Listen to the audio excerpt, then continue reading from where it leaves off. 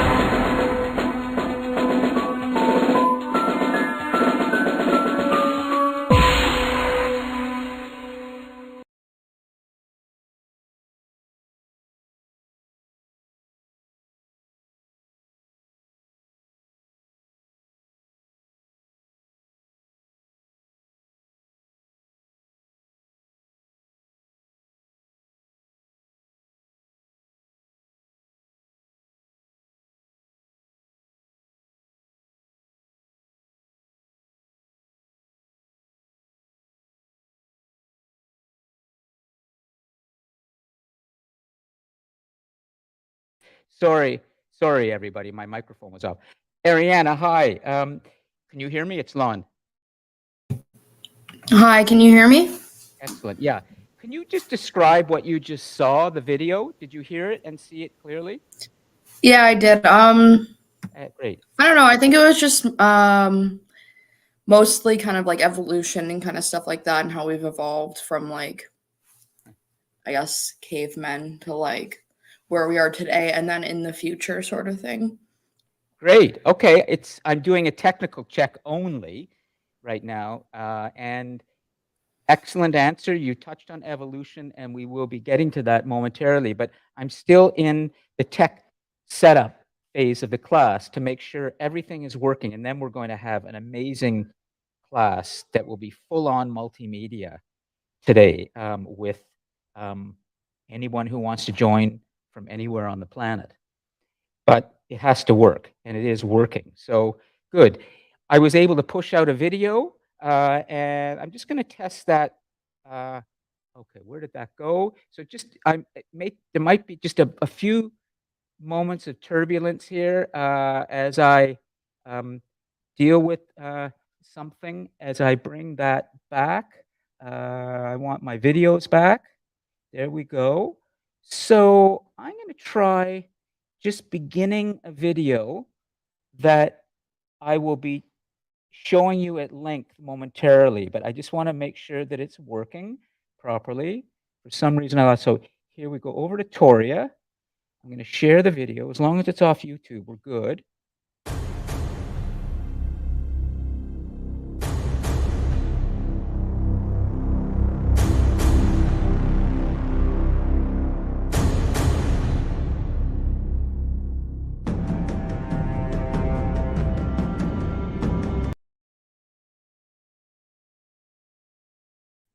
Okay, I have to do a few things at once, but that could, could you just describe to me what you just saw on that video for 10 seconds? Just very, very briefly.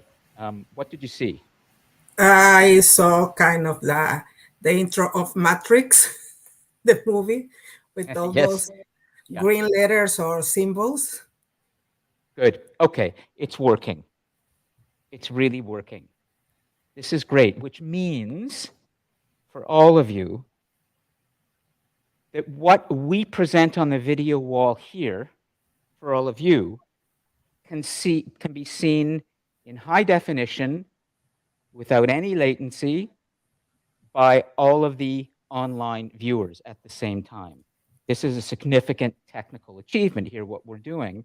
Of course, all of the YouTube viewers will be able to see that as well. But the critical thing is in Toria. I won't go into how we've set up the system, but the idea is that when we show anything on the video wall, or the video dashboard, if you want to call it here, which is a multimedia dashboard.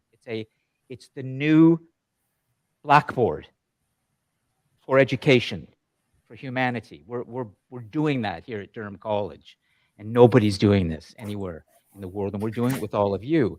Technically, it has to work, and it is. So we can push out anything here to all of those who are watching online, and they can see it at the same time, with the same quality.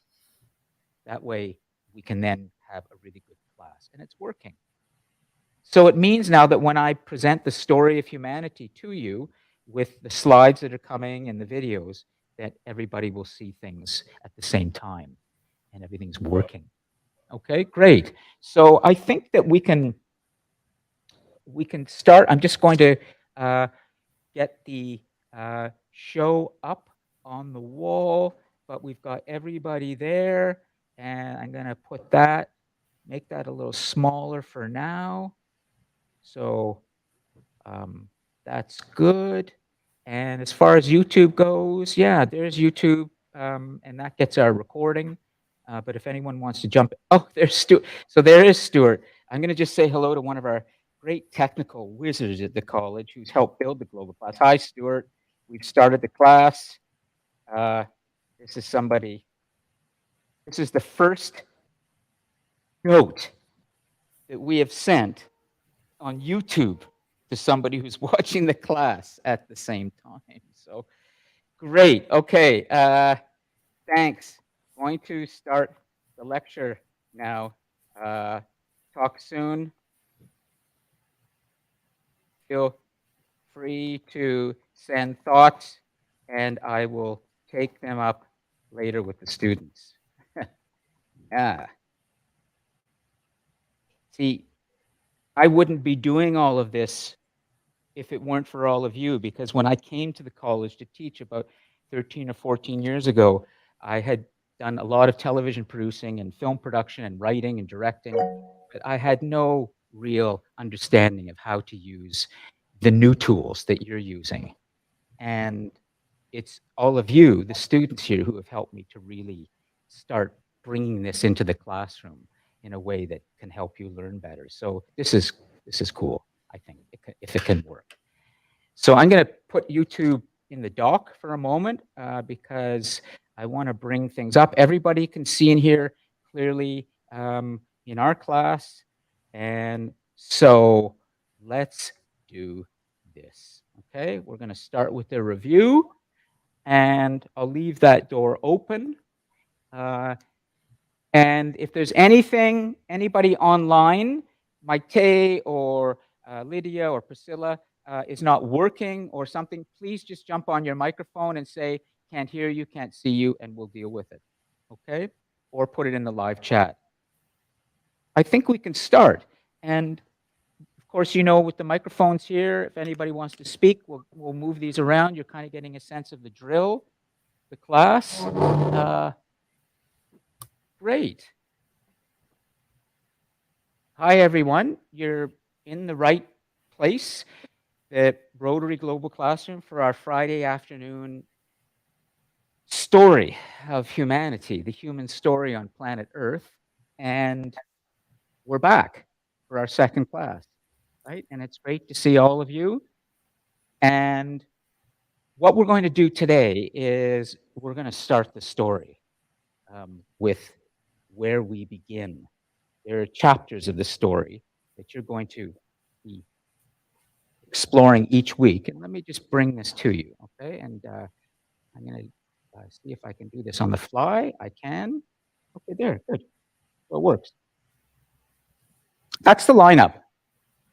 That is the whole story that we will be exploring over the next 13 to 14 weeks. Where we begin, the ascent of humanity, civilization, awakenings of power, spells of our god kings, a greater world, the conquest. The conquest is when the two great hemispheres of the planet, Afro-Eurasia, that's Africa and Europe and Asia, all connected. Just at the northeastern tip of Africa, you can actually walk across from Egypt into the Arabian Peninsula, and you can connect all that. That's one huge landmass, Afro-Eurasia. And in the 1500s, watch this. I can do this very fast. This is, just watch, I can do it. Yeah, I got it all at my fingertips. The conquest is what we're kind of building to, at least a very important dramatic point in the 1500s when Afro-Eurasia met the Americas. That's when one half of the world, the Eastern Hemisphere, met the Western Hemisphere. The Eastern Hemisphere is everything east of the Atlantic Ocean, and the West is everything west. So that's the Americas. In the story of humanity on planet Earth, what happened in the 1500s when Europe and Asia and Africa met the Americas is perhaps the most dramatic and tumultuous and destructive moment in human history, because that's when the Europeans and the Asians largely wiped out the indigenous populations here in the Americas. We're going to get to that. I simply want you to know that the story we're about to embark on today is going to go right to the beginning and show you how we rose, humans on this planet, how we arrived here on planet Earth. What science tells us And we're going to cover 13.7 billion years, essentially, over the next 13 to 14 weeks. But in today's class, with where we begin, we're going to roar through from 13.7 billion years ago, which is the beginning, as we know it, the Big Bang, up until 7 million years ago, which is the Great Divergence, when we humans start to kind of arrive through our earliest form with the early proto-humans, the apes, the chimpanzees, the gorillas, the monkeys. Those are the ones we come from on this planet. Then we're going to go through all the rest of the story over the next weeks, largely through the story of civilization. As you'll see in the third class, we're going to be starting to talk about how did we create civilization? Who had the power on this planet? Who didn't? Who was wearing the ring? Who wasn't? For the Lord of the Rings fans here, you know, J.R. Tolkien, the author of Lord of the Rings, and Peter Jackson, the director of the great trilogy, they understand something about humanity, and that is, yes, power, absolute power, can and likely will corrupt. Doesn't have to. But if you want to see a walking, living, breathing example of a human being dealing with this very dilemma here today, just watch Elon Musk over the next years and what he's trying to do. And we'll get to that as well. But this is the richest human being in the world right now who controls a major social media platform that he's struggling with. You know, he's at the forefront of space exploration. He's building the cars of the future. You know, he's doing all sorts of things. But this is a person, as brilliant as he is, that we have to be very concerned about. So you will see how this works in the story of humanity. When humans start to acquire more and more power in civilization, often they just want more. They want more money. They want more things. They want more control. And it doesn't have to be that way, as you'll see from the stories of the great religious prophets. But we're going to get to all of that, okay? As we move through this story, we're going to be looking at freedom's power, humanity's stain, which is a tremendous story about how we humans who created slavery decide that we want to abolish it. But not completely. And then we will move towards the 20th century, which is really the most accelerated, volatile, amazing period in all of human civilization in terms of population growth, in terms of the growth of science and technology. So all of this is going to happen chronologically over the next 13 to 14 weeks. And we have to go right back to the beginning, where we begin. Okay, so just want to get you ready for the story. And let me just see if this will come back for a moment. Oops, this I don't want, but anyways, today, exit full screen. There might be a little bit of hiccups on that. Let's come back here. So we're good. Okay, so first, before we do a review of some of the critical ideas from last week, including a little bit of a talk about, with all of you, of Stan Lee, one of our great heroes in the class. Do you have any questions? Anything that is on your mind before we officially begin Short History of the World and start the story? Yes, make sure you take the microphone. And did any of you happen to see the recording, or at least see where it is in the class folder? So now you know how this is all working for the, great. So please go ahead, okay? I was just gonna say, like, in relation to what you're saying about like power and corrupting. Like, Yes. there's an old saying, "Absolute power corrupts absolutely." Yes. This is true. That has been said. But I'm always going to try and help you to see that power can also be liberating. And if we use our power well, each and every one of us, we can do good. So you will generally find as I tell this story, I'm more of a glass half full person. And I'm always going to be looking, not. Oh, Lydia? Yes. Go The ahead. thing is that with the idea of absolute power corrupts absolutely. Can you give us examples in history of people doing the right thing with that power? You bet. And let me just hold on. We haven't started yet, but what I love is I'm going to shut the door so there's no. I just want to make sure everybody is clear that the tech is working so well, because Lydia just jumped in on her microphone as if she was part of this class. And I have no idea where Lydia is. She could be, cooking, walking her dog, doing anything. Great. We have a meeting of minds. So I love the fact that you jumped in like this, Lydia. And that question will be answered through the lectures and the conversations we're going to have. You will meet people through the story of human civilization who have used their power well. Okay? But I'm not going to answer that right now because it leads into a lot of explanation. Just know, Lydia, that these humans in our story that we will explore who have desired to be, let's say, the Elon Musks of today, which is world domination. Let's be clear about what Elon Musk wants now.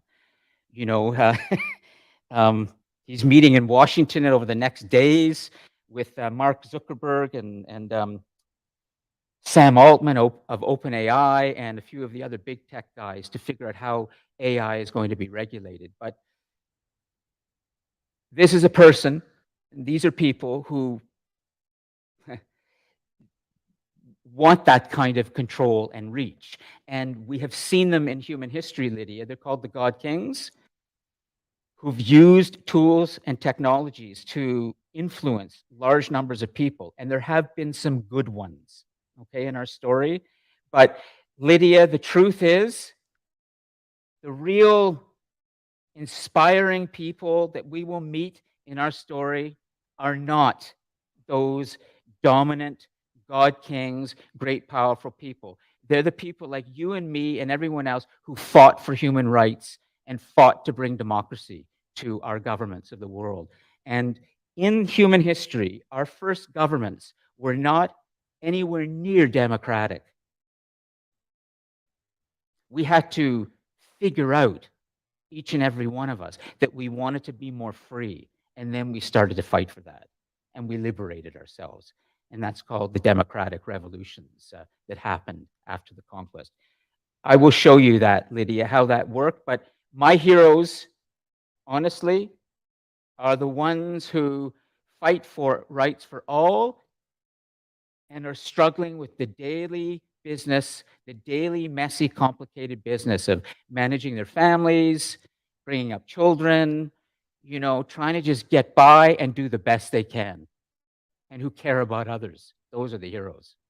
Does that make sense?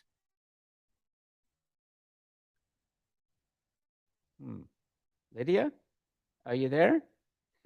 Yep, sorry, I sent it in the chat, so. Okay, good. We'll move on, okay? Because I want to make sure we get to tell our story today, and there's a lot we're going to do interactively. But thank you for jumping in and for bringing this up already about power and the corruption of power, and maybe about alerting me to the idea that some of you may be pessimistic about our future. And in my definition or description of Elon Musk, it might have sounded like I'm suspicious of this person. I am, but I also recognize the amazing power of invention, of engineering, his ability to code and put a team together and build things is remarkable. No question about that. And that gives me a lot of hope. So, anyways, anybody else want to throw their 2 cents in before we get going? You good? Yes, Yeah. I would like to say Maite, go something. ahead. Yes. Okay. I would say, talking about innovation and technology, I am amazed by the Romans, who did marvelous engineering all across Europe. Elon Musk doesn't impress me like this much, nothing. He's standing up on shoulders of other people's geniuses. And I wouldn't admire a guy that wanted to take a travel to the stars and turn around the planet just because he can, and contaminate a lot just because he wants to feel the experience to travel to the stars. What is that? Okay. So for me, it's not like a person to admire. Sorry. Well, this is good. Why don't we do this? We're still in kind of getting launched with the class. I've got a whole story. I want to roar through 13 billion years with you today, but let's at least get the smart board going and put some important information up on the board, because this matters. And who is ready to stand up and go to the board and be our scribe, our note taker today? Somebody who's going to move the slides, put the critical information up. I will go and tell you, but I'm not that kind of person. But if I have to, okay, here's the next question. Is there anybody here who really likes to write, like actually enjoys putting words down, whether you're typing on a keyboard, you're holding a pen or a pencil, and you like seeing words in front of you that you've created, even really good sentences, good paragraphs? I like to Anybody write. here? Not online, but in person, okay? There has to be somebody, and if there isn't, by the end of our class where we look at the invention of writing, and you start to see how we humans created this thing where we take the stuff from our head, the stuff where we were saying orally, and we learn how to get it out of our head and create symbols called the alphabet. It's a remarkable invention. You will start to understand what power that has given us. So, okay, somebody is going to have to do the brave thing, because I can't be there, and then somebody's going to have to sit up here in the hot seat at some point.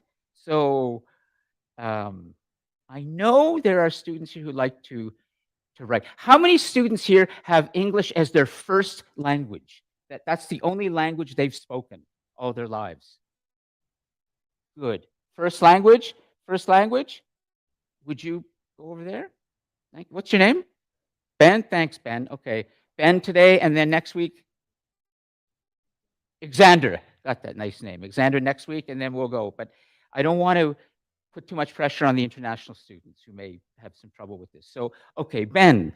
Now, let's make sure we have the smartboard working, and I'll just show you. I'm going to come over here, and they will see. So that's right. Pull that. Good. Excellent. And you remember from last week? Were you here last week? Great. Okay. Here's the one thing I will say, Ben, could you just write down your name on that right now? I just want to make sure that the people online are seeing this, not backwards. Because, okay, here's what we're going to be dealing with today. For the students who are watching on Toria, you know, Ajoy, Maite, Lydia, others, you're going to see everything there backwards. It's just the tech issue we're having. Don't worry, this will be downloaded as a PDF later, and you will see it the right way. But on YouTube, for some reason, everything will appear the right way. So Ben, this is YouTube about 10 seconds ago, but if you just stand back for a moment, we will see in 10 seconds on YouTube, Ben will be nice. There we go. Well, Ben's going to stand back. There he goes. So there's Ben written. For some reason, the way things are set up right now, and we'll get this corrected, the smartboard is backwards on our video conferencing system, but it's the right way on YouTube. Does this make sense? But we're not going to worry about that. So Maite and Lydia and others, if you're seeing things backwards on the smart board, don't worry about it, okay? Everything's okay. But I'll come back to this anyways, so that we don't have to be on the smart board the whole time, and then we're good, okay? You can see everything the right way on the video wall or the dashboard. Okay. I just want to write this one thing down on the board, and then we're going to get going with the story. But thanks, Ben, for doing this, because this will help. Elon Musk. Would you please write his name down? Just Elon Musk. Okay. And nice. Ben's got some good handwriting. Excellent. Okay, hold on a second, okay? So we've got everything set up. Ben, could you please write down 13 BYA? 13 BYA. Oh, write it under Elon Musk. Yeah, because that's going to be our next note, okay? Today, we're going to go right back to 13 billion years ago. BYA stands for billion years ago, okay? And you'll get used to this. We will have a little timeline going there, so you understand the whole story, okay? So, good. We're now set up for the story, and finally, I'm just going to do a little review on last week with Stan Lee and Jacob Bronowski, and then we're going to jump into the story, and I'm going to show you something from the Massachusetts Institute of Technology, which is the human engineering and human creativity recreating with the best science what we believed happened 13.7 billion years ago in a simulation from some very good minds at MIT in a 6-minute video. But we'll get to that, okay? So, all right. Let's, for a moment, review. Last week, when we talked about a short history of the world, we mentioned somebody who came up, or at least told us about a word that is really important. And we wrote that word down. I think it was Alec. Is Alec here? Yeah, Alec, great. Alec wrote it down. And this word is really fundamental to what humans aspire to.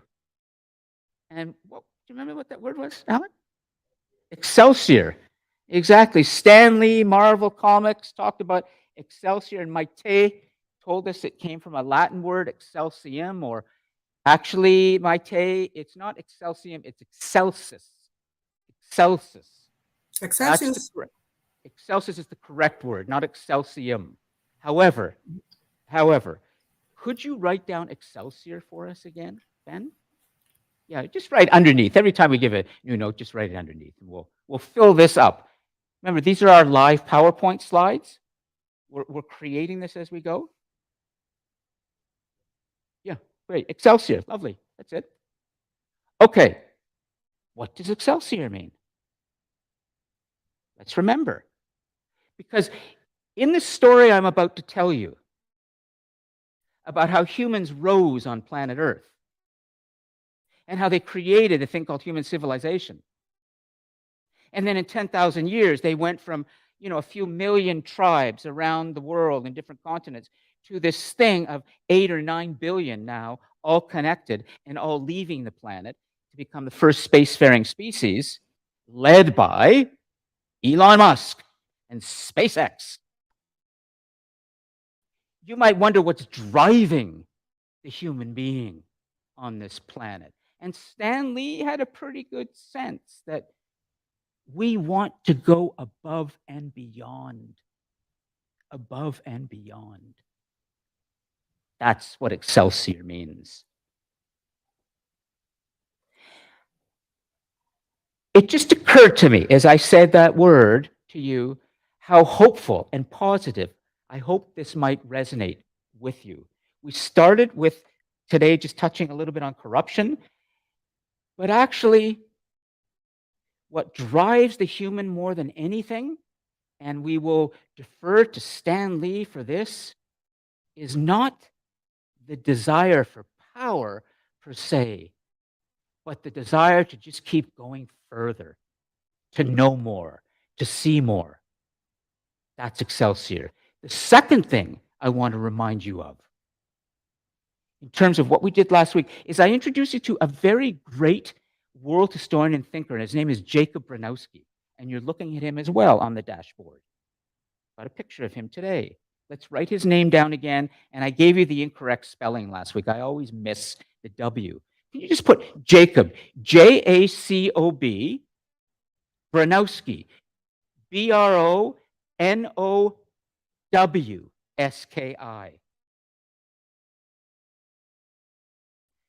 What did Jacob Bronowski say that I mentioned to you last week? That Alec wrote in the notes something about the hand is the, let me prove it to you. Let's see if I can make this work. Oh, look. Look. Here's the proof. A hand is the cutting edge of the mind. The hand, sure, write that down. And Ben, if there's anything you are compelled to write down, just put it down, okay? In any way you like. Okay, so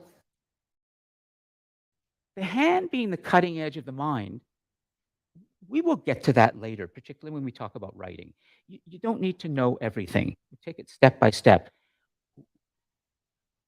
What Jacob Bronowski said, in addition to that, in his writing The Ascent of Man and his classic television series in the early 1970s, one of the great documentary series of all time. It predated Carl Sagan's series on Cosmos. Have any of you heard of the Cosmos series? Neil deGrasse Tyson? You know Neil? Well, Neil deGrasse Tyson was taught by Carl Sagan at Cornell University. So the person who came before him was Carl Sagan. And Neil deGrasse Tyson will admit that. In fact, the series he did, Cosmos, is based on the original Carl Sagan series. Okay? Predating Carl Sagan, the brilliant astronomer and science popularizer, was Jacob Bronowski. You're looking at there in the 1960s and 70s. And he said about the human being, knowledge is our destiny. So as we start this story today and we go all the way back, maybe you will start to get a feeling that I hope will develop through the course.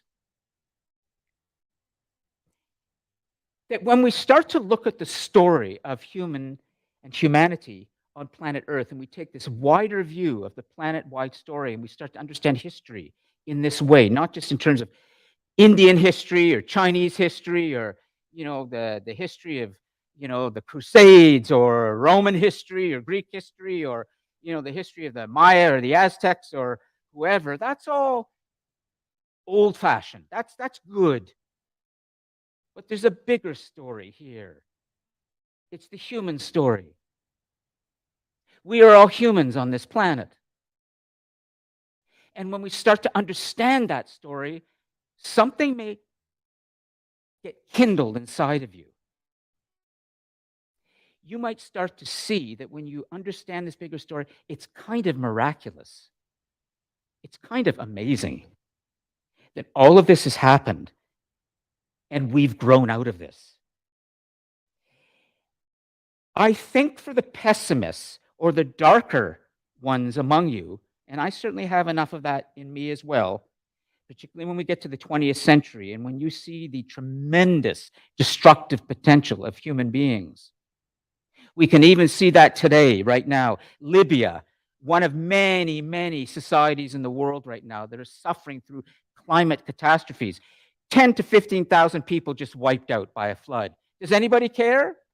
Not much. The Libyan government is so fractured, they can't even help. Morocco just had an earthquake. Does anybody care? No. Who cares if 100,000 people die? you will start to understand that in spite of our capacity and the scale of destruction that we're capable of on this planet, that the movie Oppenheimer has helped you to understand, the creation of the atomic bomb, there's something even greater here, something more hopeful, and that is humanity's desire to keep building, keep going further, and to keep wanting more knowledge. So Jacob Bronowski, he's a giant. Stan Lee is a giant. And Maite has already mentioned this, and this is very good. She talked about, well, Elon Musk is nothing compared to the Romans in terms of their engineering. I think Maite is probably a little bit wrong, but I will get to that later. But she's right in the sense that there are giants. Isaac Newton said this, the one who told us about gravity. He said he was just standing on the shoulders of giants. It's a cliche. A lot of people know this. But there are giants. They should give us hope. And two of them today are Jacob Bronowski and Stan Lee. And I like to think that we're going to build on what they've told us. Does this make any sense? Do you want me to stop for a moment? And we're going to go into the story, but I'm just kind of still reviewing. And I love to talk about this, but I want to make sure that it's landing in your heads. Good. Ben's got it going. And nice brief notes. Any questions? Okay, I see a little bit of not sure. We're going to go back to 13.7 billion years in a moment, and you may wonder, what the hell are we going back this far? Why is this relevant? I thought I signed up for a history course. I just want 20th century history. Are you okay? Yeah, okay. I just saw a little shake, but sometimes the shaking of the head can mean many things. If you're in India, the shaking of the head can mean something else altogether. It's like, yeah, I get it. Okay, no problem. Alexander, you good? Okay, Ben, anything you want to? Okay, so, all right, online, let's see, I'm going to put some things up for you. We're going to go to a video, and we're really going to get this moving, and then we're going to have a good conversation. But let's just see for now. I'll check in for a moment just for fun and see if anything has come into YouTube. But well, we've got Stuart's watching and a few others, but that's fine. Okay. Anybody online? Maite, Bawana, Ajoy, Lydia, anybody want to say anything before we get going on the story and blow through 13 billion years fairly quickly? Go ahead. Jump on your microphone. Okay, good. I think everybody's ready. Well, then I'm going to bring in this. And let me bring this back. Good. So in a moment, you okay standing there, Ben? Because this is going to be, we're about to start. And you saw this is the breakdown of the story. We're going to start with where we begin, and next week, we're going to do the ascent of humanity, and we're going to do civilization. But let's start with a little slide or two, and then I'm going to go to a video from MIT. I'm going to ask you to do something as we begin this story that maybe might seem a little strange, but I think you'll understand. I'm going to ask you to try and think back to when you were 6 years old. And at that time, when you were 6 years old or 7 years old, you might have gone onto a hill, nice grass. You look up at the sky and you go, what's happening out there? Why am I here? Where do we come from? What am I doing here? How did this happen? And I'm here, and who's my mom and who's my dad? And you started to ask big, basic questions, maybe philosophical questions, but questions about your existence. I'd like you to try and reclaim a little bit of that sense of wonder. It has been said that the larger the island of knowledge, the longer the shoreline of wonder. The larger the island of knowledge, the longer the shoreline of wonder. We're about to embark on an intellectual journey that is going to take us back very far, in which there's a lot of new human knowledge. I think you might start to find yourself feeling a sense of wonder. So, this sense of wonder is very important because it leads to curiosity. And this is what we humans do. We ask big questions. That's what you do in your life with our free minds. Before we begin the scientific story that tells us how it happened that the planet was formed, and then how it happened that on this planet, in this solar system, in this galaxy, and nowhere else but here, we got life. And out of life, we got us. This is a tremendous achievement for humans to be able to start piecing together this story with the knowledge that we've been gaining from modern anthropology and archaeology and modern physics and chemistry and all these great sciences. They can start to tell us with evidence where we think we really come from. So first, before we do that, let's explore something that we call creation myths. And then we will look at, for the rest of the semester, the really big evidence that we have for everything that we show this semester that comes from science.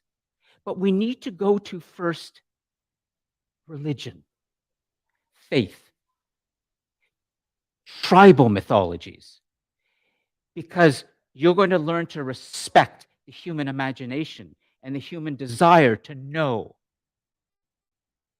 But it is a fact.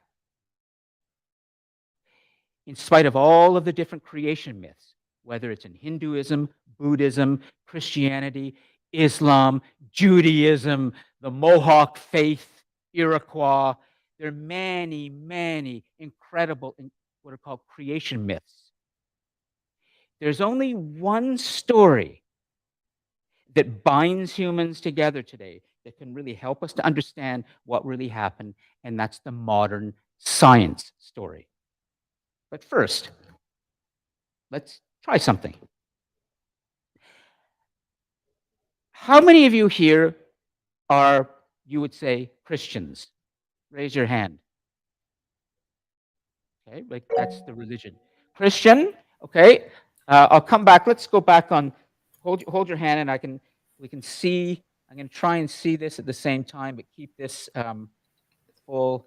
exit full screen. Let me just do this, a little bit of stick handle. There we go. So occasionally we can come back. Everybody can see, good, everybody can see that. Occasionally I can toggle back here. Okay. For those of you online, put all of your thoughts for the moment into the live chat. And I will come back and review those a little bit later. But for now, I'm going to continue with the story. Just listen, and I will interact with the in-person students. But we will come back to you online, I promise, okay? I just want to make sure I'm not trying to do too much at once here.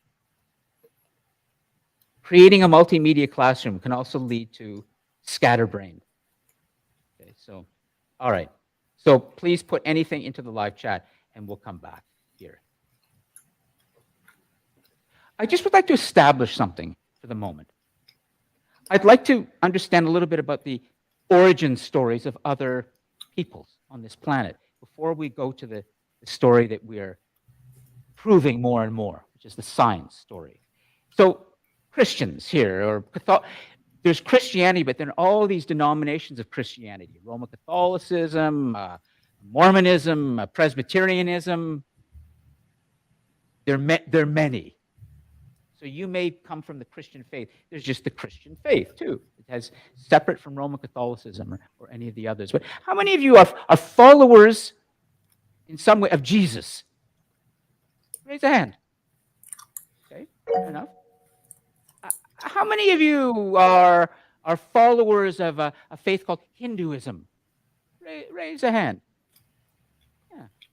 Okay. Good. How many of you are followers of a faith that has grown out of Christianity to some extent and Judaism? We call them the monotheistic faiths. Islam. How many of you are Muslim here? Okay, good. So we have Christians, we have Muslims, we have Hindus, a Jew, right here, but secular. I'm a human first, a Jew second. That's important because some people may say they're a Christian first and a human second. Not in this class. We're humans first. Okay? However, we will debate. So let's see. Buddhists? Any Buddhists here? Excellent. Buddhists? Yes? Okay. Ben, do you follow any particular religion? Do your parents? What do they follow? Okay, Roman Catholic. So they're followers of Jesus. Yeah. Okay. Zoroastrians here? Am I missing something? What am I missing? Sikhism. Yeah, for sure. Sikhism. Excellent. Northern India, Punjab. Sikhs. Very good. The leader of our new Democratic Party in Canada, Jasmeet Singh. He's a Sikh. Okay, so we've established something here. We've established that in this room right now, we have human beings from different faiths. And somebody make sure you mute your microphone somewhere online. But anyway, just a second. Yeah, just mute so because it's getting. Otherwise, I'll kill the audio here. That's okay. Then they can hear me. Just make sure. Okay, we're good. Let's just try one little thing together before I jump into the big science story and go back to the Big Bang and try to understand. Among those who just identified themselves of different faiths, is there anyone who feels confident enough, you don't have to come up and sit in that seat now, take a microphone, and tell us what your faith says about how it all began? See, I can do the talking, but that's not why you signed up for this class. When you come into this room, I'm going to put a little pressure on everybody, but I will always come back and say, I put too much on that person to let the students speak and let the students take notes and all of this. I know I can do default here. What's your name again? It's Ryan. Yeah, Ryan, excellent. So I can go default, not a problem, okay? Is it okay if I let Ryan sit here? Is there anybody else who wants to come? And Ryan, you identify as?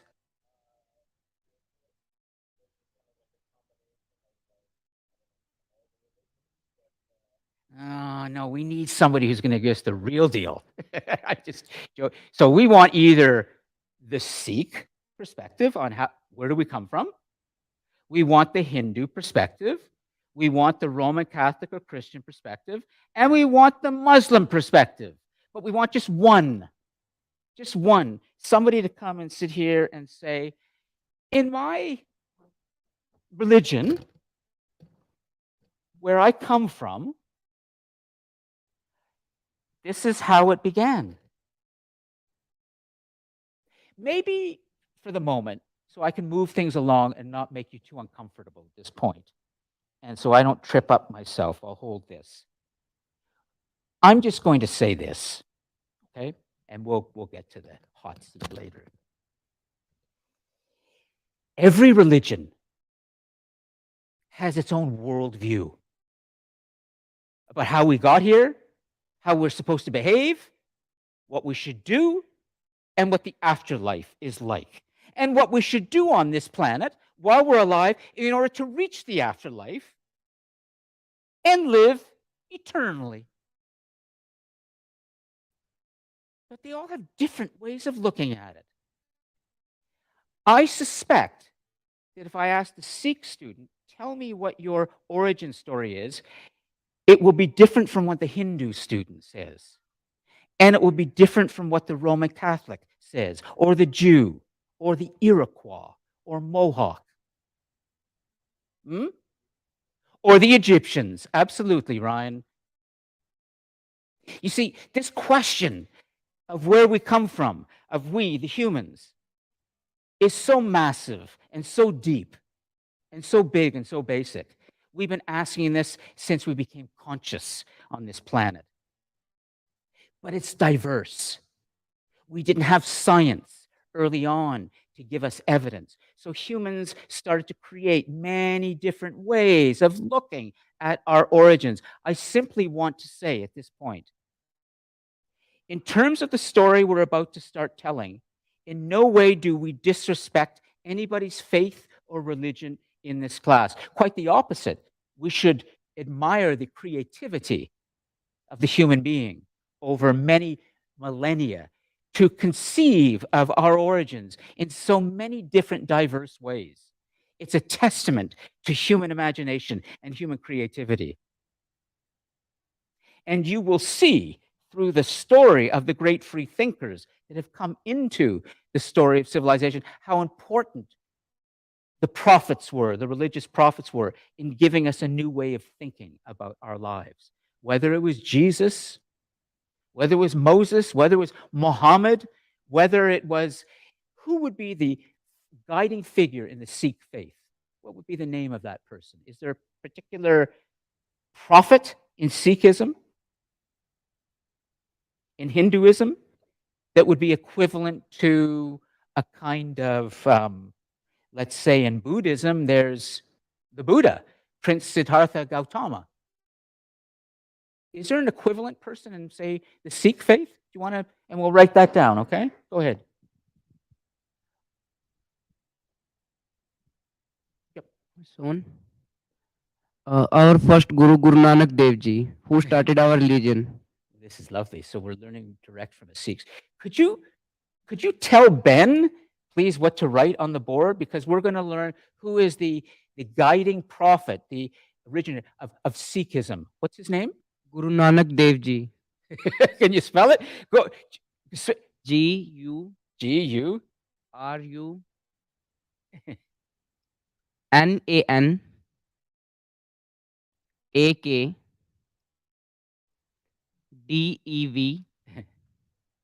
Lovely.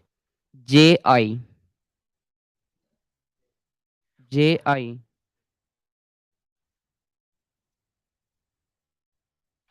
Now, isn't it more interesting to learn this way? Instead of me putting a PowerPoint slide up there, and I'm standing back here, and here comes the next bullet point.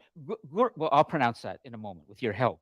We're learning direct from the Sikh student, and you can also see that the professor may not be as knowledgeable as you think. He will learn from. He can't pronounce this name.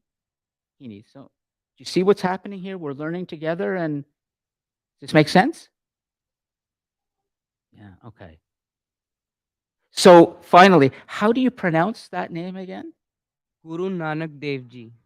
Guru Nanak Nanak Dev Dev Ji. Ji. Okay, I'm going to practice that offline.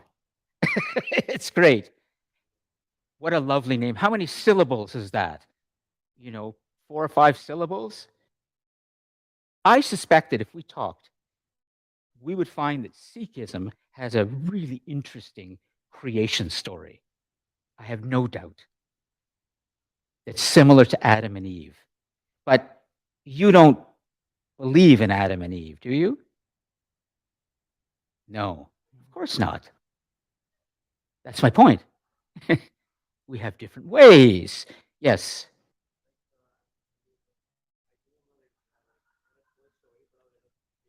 Talk, oh, just so the students online can hear you, okay?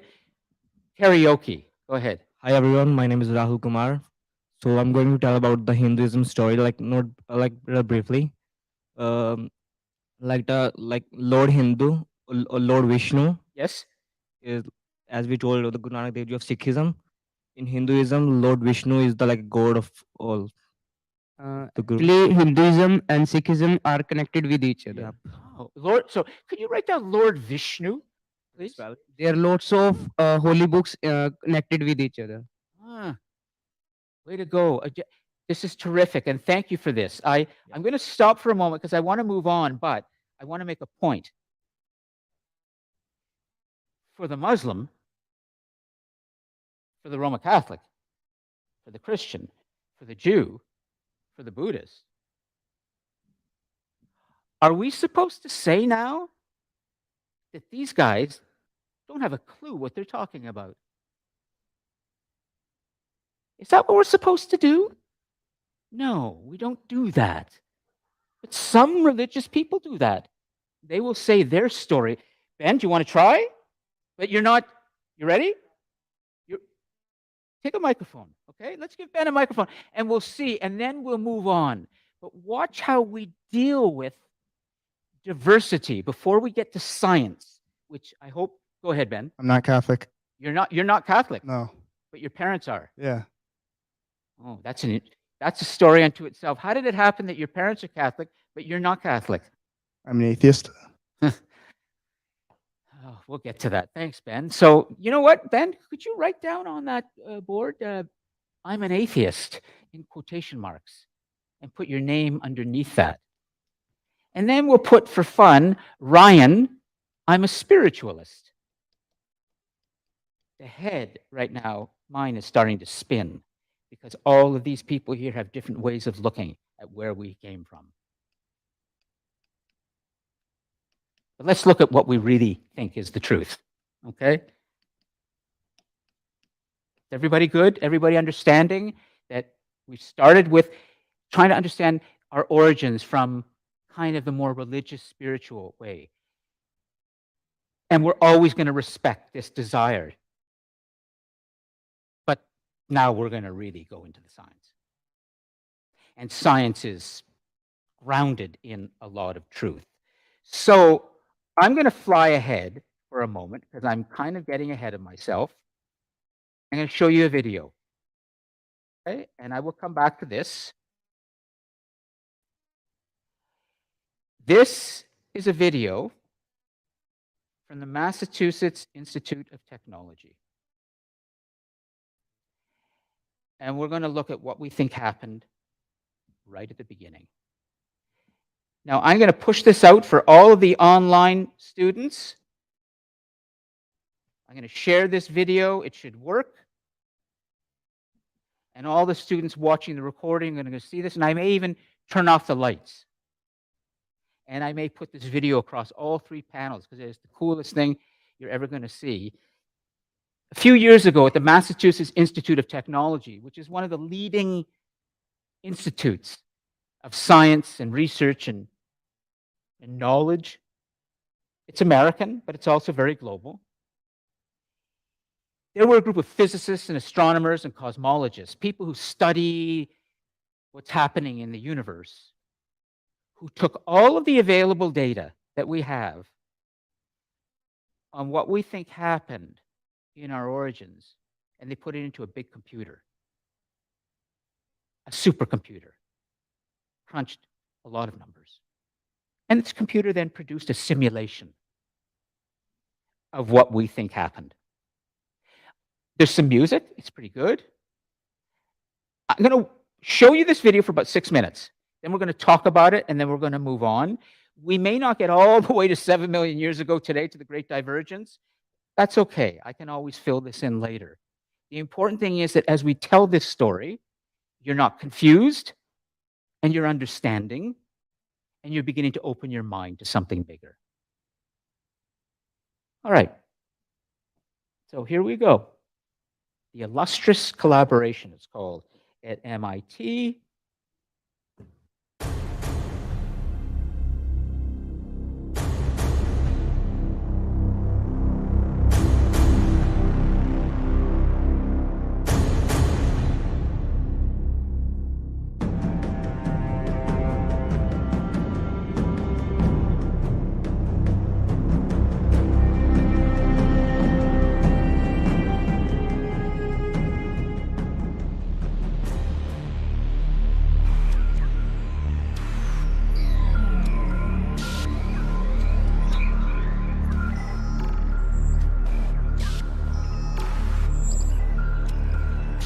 It's not real.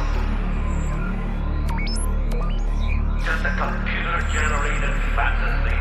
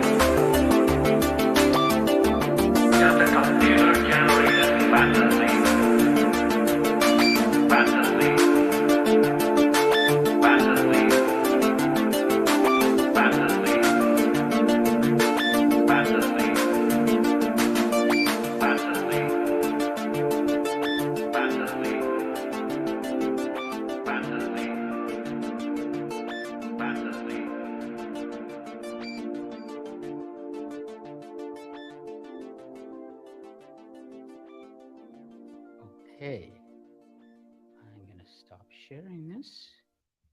Stop the video. Compute the laws of nature. And let's come back into our room. And let's get Ben's notes up there. Great. And let's get the map of the world back up there. And we will be good. What did we just see that went through billions of years? Does anyone want to try and explain a little bit, or should I help you? And then we're going to actually continue with the story, and I'm going to come to our solar system. And hold on. We'll do it this way. Come back to here, and we will come to this picture right now. And that will be where we land. Okay. So, how did we go from what you just saw to this, which is our solar system and us? What was the beginning? Does anyone want to try and answer that before I tell you about a little bit about the periodic table of elements and about two gases that are really important? Numbers 1 and 2 on the periodic table, which are hydrogen and helium. Okay, but we're going to even go a bit further back. Okay, I'm going to tell you this, just so you understand. If you have any questions, the reason why we need, do you have a question? You good? Yeah, okay. The reason why you need to go back this far is because 13.7 billion years ago, we believe, and I'll tell you why we know that, what the evidence is. It's called redshift. The way light dims over time, you saw that there, redshift. So there's proof for this, but let me just explain something. In your computers, you have a motherboard.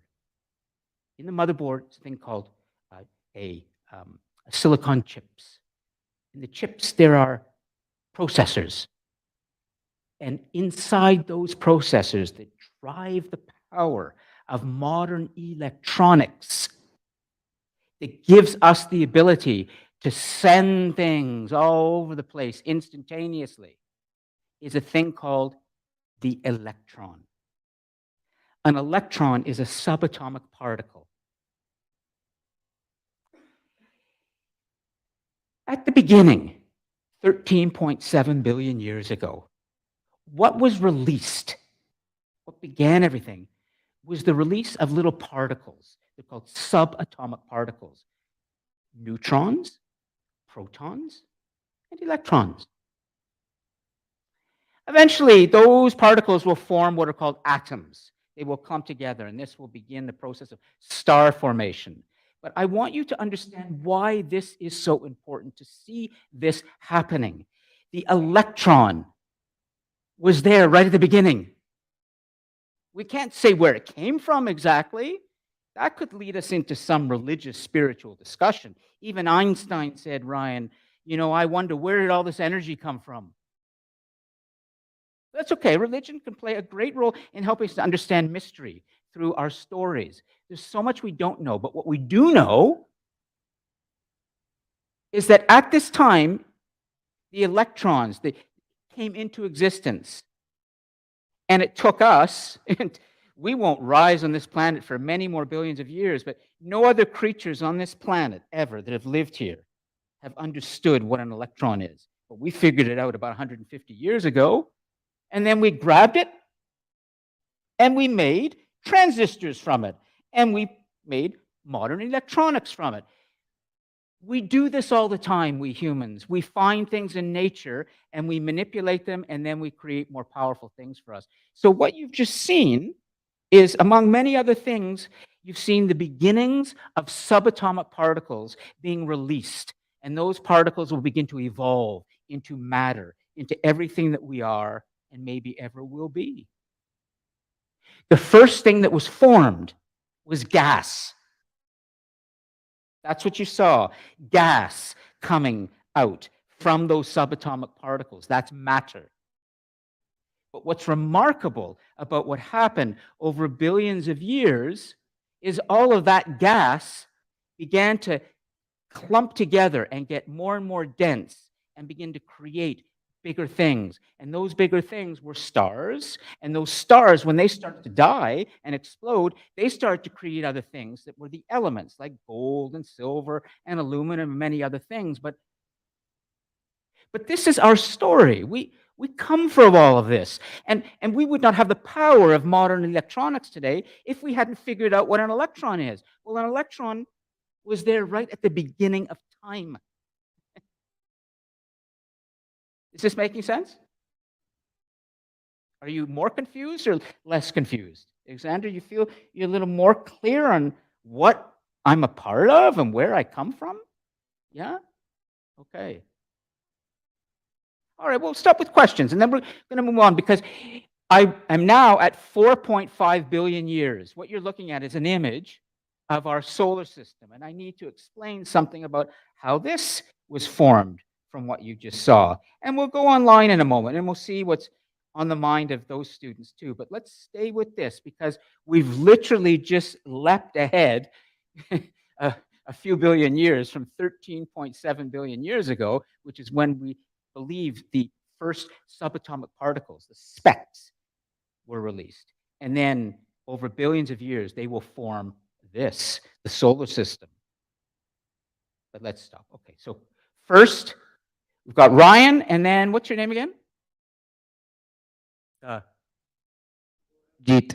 Gauravjeet. I can pronounce, that's good. I can handle that. Gauravjeet.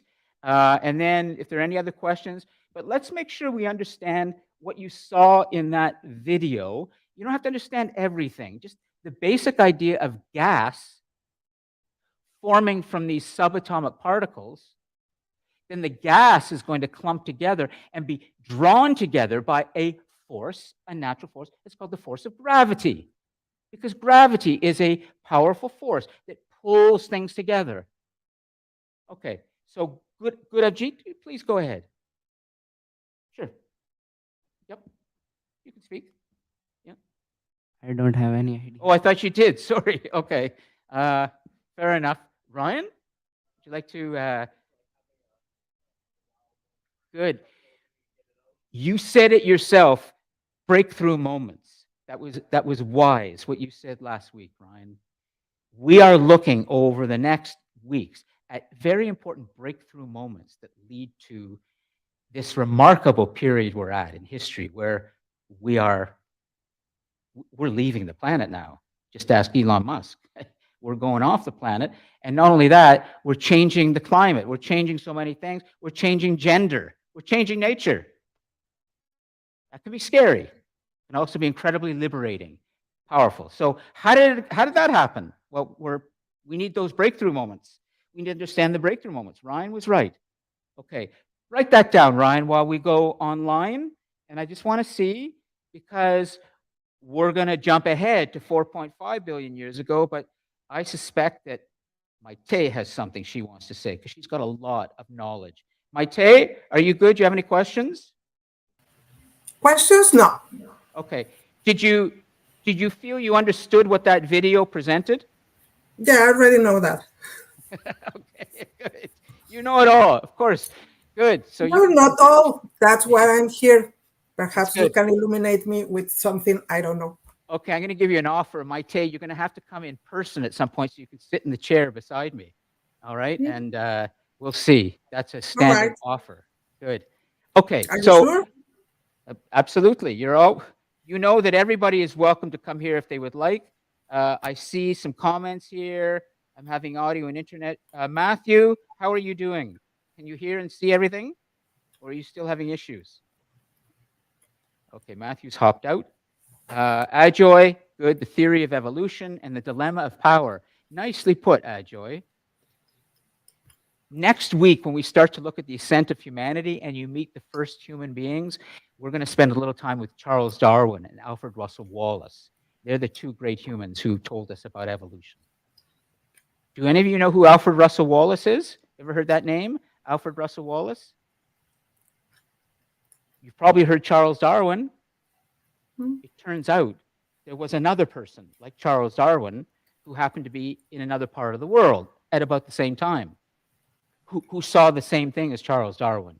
And they both gave us evolution for the first time, and they both demonstrated it. That's called science. When you get two people seeing the same thing in different parts and they're not even in contact with each other. Okay, so theory of evolution, the dilemma of power. Yes, we've been touching on those. Great. Jacob Bernowski, nice, Joy. And the expansion and development of the universe. Good. Okay, Lydia, any questions right now before we move on? You good? I'm good. Great. Okay, so let's come back. Now Ryan's ready. Do you know what he's doing? What I just saw him doing? That's a very human thing. This guy's mind is moving and he starts to scribble. He starts to write. And you know why he does that? And why you do that? Because there's so much happening up here. You'll see how we developed our brains. The brain gets into overdrive. We're restless. We want to know, so we need to get it out. We start talking to people, but that's not enough. We start writing, and then we see in front of us, oh, there's what my brain is saying. It's right in front of me now. Now I can cool down and let the paint dry. That's why we created writing eventually, because we had so much to get in front of us that we started to write it down and have symbols. And it's a remarkable thing. And I love to see him doing that because it's such a basic human thing and it gives us power. Does that make sense? You getting a feeling for that? He's a living demonstration of that. So Ryan, tell me what you're thinking. Well, first I just wanted to start off by saying when we were talking about the two gases, hydrogen and helium. Helium, yes. It's it's causing nuclear fusion, right? One of the big two nuclear events, right? Ooh, he's bringing up something really good. Yes, we're having something happen there that is kind of like, it is sort of nuclear fusion. Let's explain this. I'll explain what nuclear fusion is because it's important, particularly if you've seen, well, Oppenheimer and the atomic bomb is about nuclear fission. Yeah. That's the separation Same thing with the power of the atom. But fusion is the coming together of those atoms. But inside the atoms are the subatomic particles. So we haven't even gotten to atoms yet. But what is nuclear fusion, Ryan? Because it's a very important scientific force that we humans are going to figure out eventually. I gotta say, I don't 100% know how to give the best description of it, but it's basically when two gases, I'm pretty sure the bonds break and then they fuse together to produce energy, right? They come together and they clash. The atoms clash, and in the clashing of atoms, massive energy is released. It happens in like the center of the star. Yeah. Yes, but it also, what we humans figured out, Einstein figured this out. And he was so afraid. I wish he didn't after. That's right. Who's seen Oppenheimer, the movie, okay? You'll see in the 20th century when we get there, the scientists of the 20th century figured out how to split the atom, and it releases so much energy, and that led to, of course, the creation of the atomic bomb. But what's good about what you're saying, Ryan, is there are processes happening in the way that subatomic particles operate in nature that led to the creation of stars, planets, and us. Okay? That's what's important here. And that's what I'd like to explain. So I'm glad you mentioned nuclear fusion, and maybe just write that down. We will get to that. That wasn't even a big thought yet. Okay, put those thoughts down, Ryan, because I can see you're going to be doing some great assignments this semester and reflections because you're plugged in to this. This is good. You want me to say the other thing, or? Hold the thought for a moment. Okay, I just want to make sure we're getting a little bit behind today, but that's okay. We, believe it or not, we only have 10 minutes left. It's okay. So I'm going to explain the solar system and Earth and our place in this, and then we're going to end today. And next week, I'll jump ahead. And if there's anything where I feel we're really getting behind, I have many recorded lectures I can post for you that you can watch for homework, and you will catch up, okay? The important thing is that when you come into this room, we may not cover everything that I want to cover that day. What matters is you walk out of here and you feel like you learned something, you understand something, and the rest we can post online and I can direct you there. It's called the 24/7 classroom. It's called the 21st century. It's called education today. Okay. So what happened? How is it that we went from nothing to something, which is the release of these specks, these quarks, or these little subatomic particles that will become things like protons and neutrons and electrons that will then form the atoms that will form the basis of our matter, whether it's gas, whether it's liquid, whether it's hard things. How did that create this solar system? And what is the solar system? Well, let me first say something again that really speaks to our story this semester. I started today by asking you to reconnect with that 6-year-old or 7-year-old in you, that one part of you that feels a sense of wonder. And I want to remind you that when we get to this breakthrough moment, which is the creation of our solar system and the creation of Earth, we have something quite miraculous happen. And again, we don't know why exactly. We can explain the science behind it, but we still don't know fully why. That's why we need our religions and our faiths to kind of try and figure out through our imagination what might be the reason. But here's something very basic. 4.5 billion years ago, approximately, we had our star, which is our sun. And you saw in the video that through this evolution over billions of years, there was this process taking place where the gas would sort of come together, drawn together by the force of gravity, new forces being released, and gradually we start to see these stars begin to light up the blackness. And those stars, they're just gases. There will be billions of them. And they will form into galaxies. The Andromeda Galaxy, for example, billions of stars. The Milky Way Galaxy, our galaxy, billions of stars, and many other galaxies in the universe, all filled with these stars. But there was only one galaxy, as far as we know today, in all of what took place. Billions of galaxies, billions of stars. As far as we know, only in the Milky Way galaxy, and only one star in that galaxy, because there are billions of stars in the Milky Way galaxy, only one star, our sun.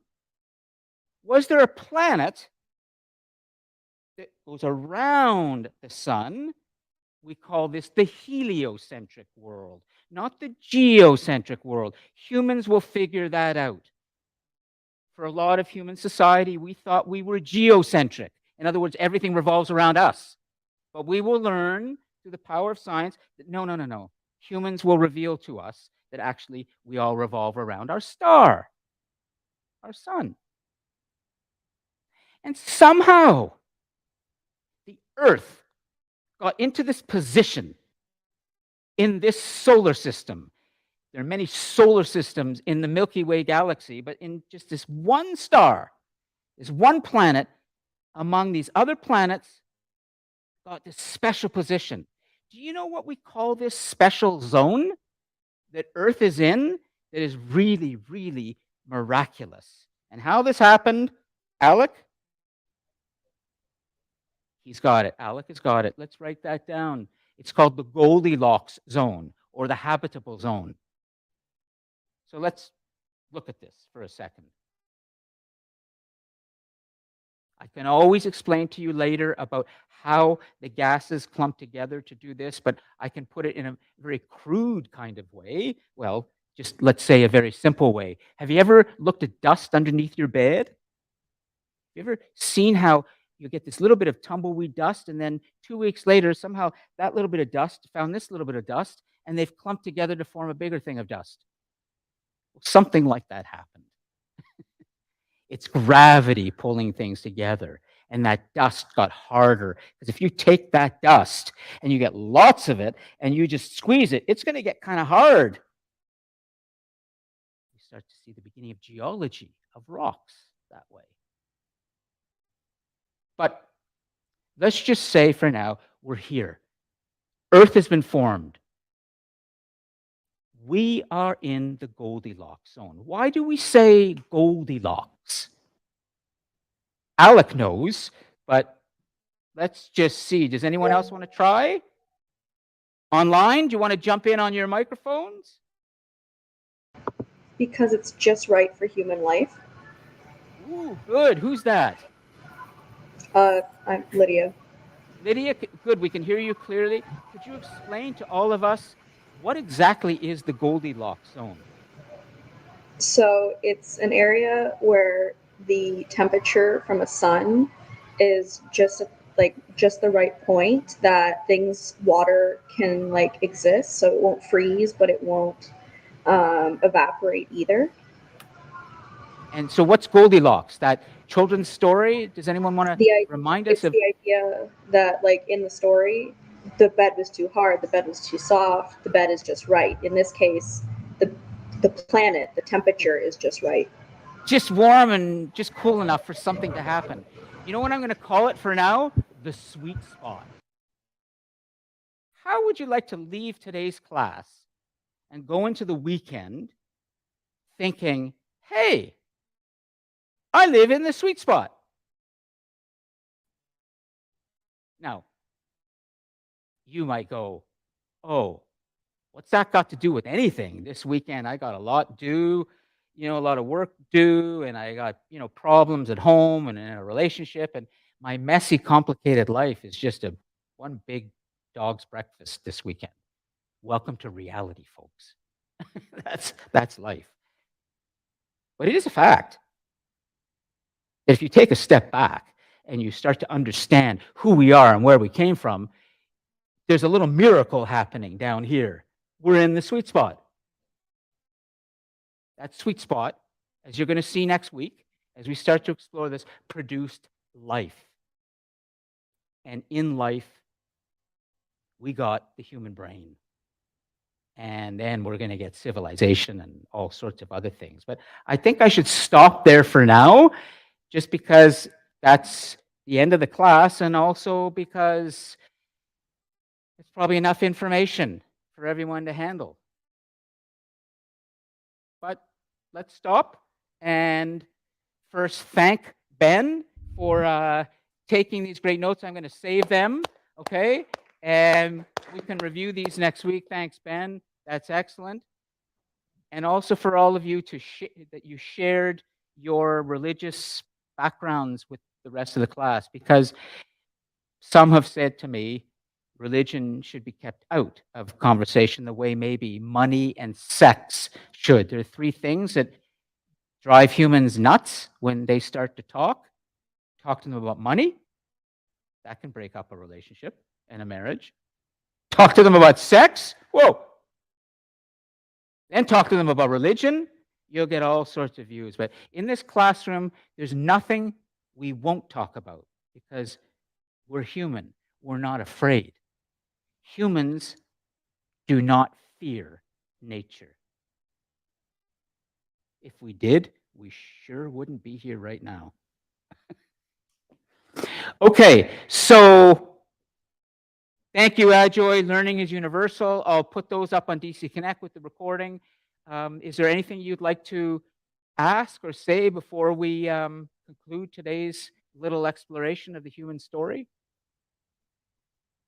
be ready for next week. At the end of next week, I'm going to assign the first reflection, 350 words. And as we talked last week, I did speak a little bit about artificial intelligence and ChatGPT. Did we talk about that last week? Oh, don't worry about it. We'll talk. All I'm going to say is, please, next week when you do your assignment, please make it your own words. Okay? But we'll talk about that. The fact is, we have powerful machines now, and you could walk through this class this entire semester, and all you have to do is just enter a prompt into OpenAI and say, Lon wants me to write this, Lon wants me to write that. You hand it in, and sure enough, I have 205 students. How am I going to read everything so closely? And you'll get away with it. Anyway, we'll talk next week about ensuring that you don't cheat in this class, okay? So thank you. Have a good weekend, okay, everybody? See you next week. Maite, any questions before we sign out? Questions? No. Okay. Comments a lot. Okay, good. Well, bring them next week, okay? And in the review, we'll make sure that we can connect with you in audio and we have some time for your comments, okay? Because I know you know a lot, and that's good. Okay. Everybody, thank you. And if you want to reach me, you can always email me. Take care. Bye. Save the live chat. Bye-bye. Let me save this chat. Okay. What did we get in the live chat? No, that has to be cut and pasted. Because this stupid machine doesn't work. There's our chat. Okay. So we'll end the live stream. And to do that, I